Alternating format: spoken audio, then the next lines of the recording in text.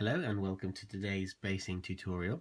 I'm going to show you how to turn one of your normal black bases into something a little bit more thematic, into a desert themed cracked base. So do that. So what you will need for this tutorial are 3 colours and a shade. The first one being Plague Brown.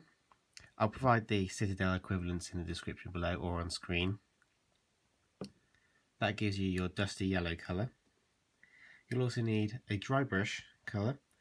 For this I'm going to be using Khaki. And then for the base and the rim, I'll be using a Charred Brown just to make it pop. And finally the shade, I'll be using Agrax Earthshade, a nice brown shade, to get into all the cracks. And most importantly, you also need some sort of crackle medium. I use Golden Crackle Paste here. It's a white paste which you can paint any colour. It's got a consistency of hand cream and it's a little gritty. And it smells something awful, so don't sniff it for long. But luckily it does dry odourless, which is good. Now it does recommend leaving this for 3 or more days. 2 will give you decent cracks, but the longer you can leave it, the better. The first step is to add the crackle paste to our base. Now for this I use an ordinary toothpick. It gives me a little bit more control over how much and where I'm applying the paste. So what you want to do is just grab a load and just slop it on. That's a bit too much there, I think, so I'll just take that bit off. And now you just work it around the base, ensuring it is nice and completely covered. Now I haven't based this base in any particular colour yet. The reason for that being is that if you add a layer of paint, the crackle paste grips to that paint and the cracks are a little bit smaller. If you just apply the crackle paste to the base straight away, you get larger cracks. And this is something I found out through trial and error, and I can show you the difference as well. So there we go. So once that's done, you want to leave it for a day or so. And as you can see, that's the sort of thickness you want. You want about a millimetre and a bit, and that will give you nice consistent cracks. Obviously you can add a bit more thickness, but it will take longer to dry and cure. So once your bases are dried, you can apply the first layer of paint, and this will be our Plague Brown. So now I'm just going to show you the difference between applying a base paint before adding the crackle paste. As you can see here, the cracks are quite thin and spidery, whereas if you apply just straight onto the plastic, you get larger cracks. Now obviously, whether you want large or small cracks is up to you and depends on what sort of theme you're going for. But for this tutorial I'm going to be using the one on the right because you'll be able to see things clearer. So now we apply thin layers of our Plague Brown. So now you can just literally just work it all over.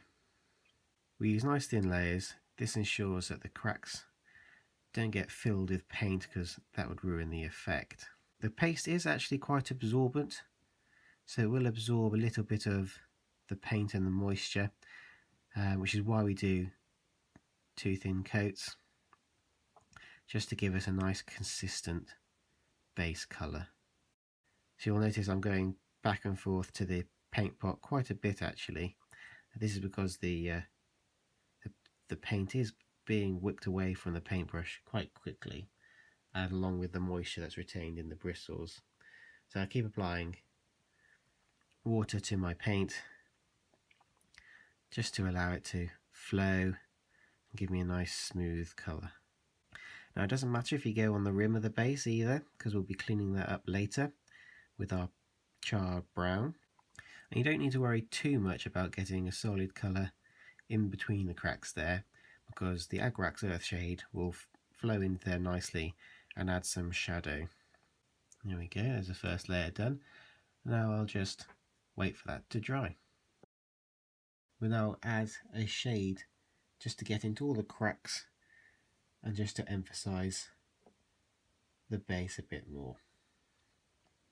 So I use this straight from the pot, and give it a very good covering.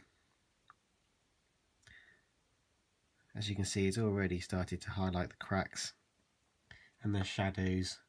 Okay, slap it on. There's no need to be skimpy with this. Okay, don't forget to go around the edges as well. I know I sometimes forget that.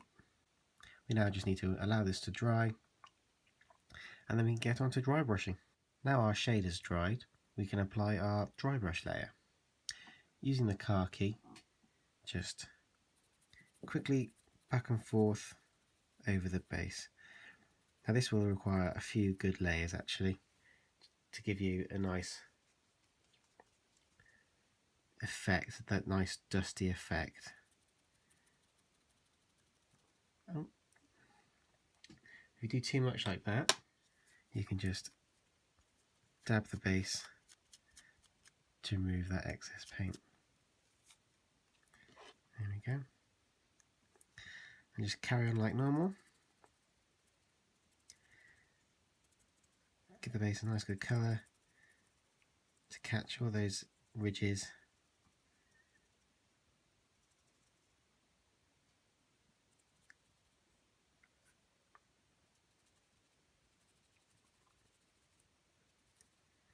Now it looks quite light here.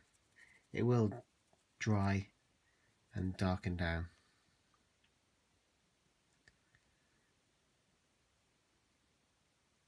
There we go. And obviously if you want to increase the dustiness of the base, you can just keep going back and forth and applying more and more layers.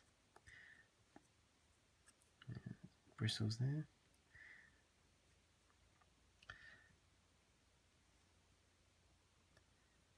There we go.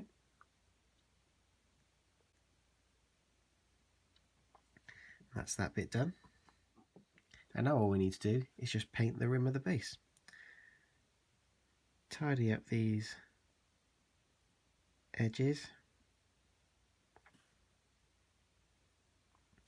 Now it's best to use really nice thin layers for this.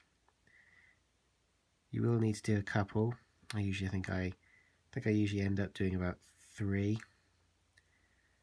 But this helps solidify the colour and mask all of the previous brush strokes and paint.